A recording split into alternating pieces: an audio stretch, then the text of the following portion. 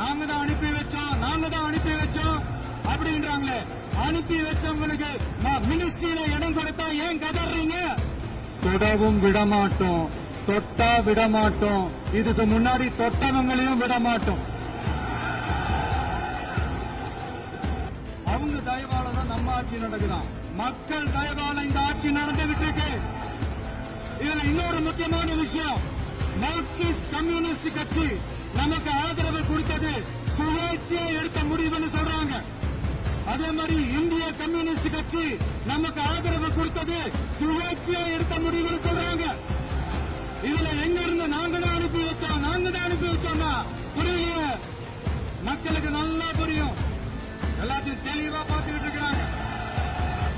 இப்பவும் சொல்றேன், மக்கள் பணத்திலிருந்து ஒரு பைசா கூட தொடமாட்டோம், தொடவும் விடமாட்டோம், தொட்டா விடமாட்டோம், இதுக்கு முன்னாடி தொட்டவங்களையும் விடமாட்டோம்.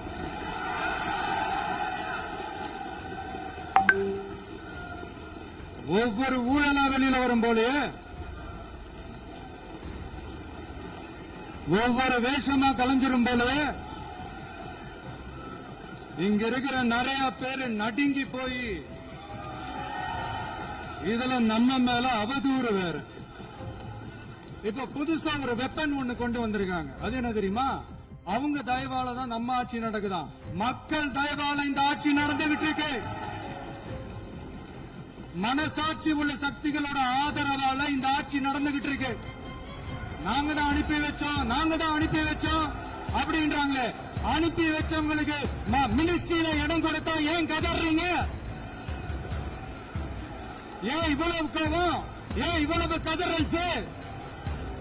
இதுல இன்னொரு முக்கியமான விஷயம், மார்க்சிஸ்ட் கம்யூனிஸ்ட் கட்சி நமக்கு ஆதரவு கொடுத்தது சுயேட்சையா எடுத்த முடிவுன்னு சொல்றாங்க. அதே மாதிரி இந்திய கம்யூனிஸ்ட் கட்சி நமக்கு ஆதரவு கொடுத்தது சுயேட்சையா எடுத்த முடிவுன்னு சொல்றாங்க.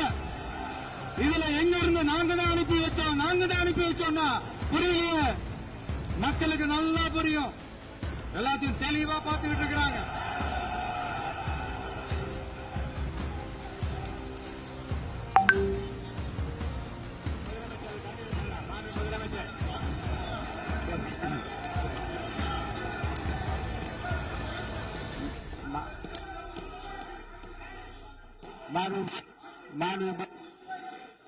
மாண்பு முதலமைச்சர் கண்டினியூ பண்ணலாம்.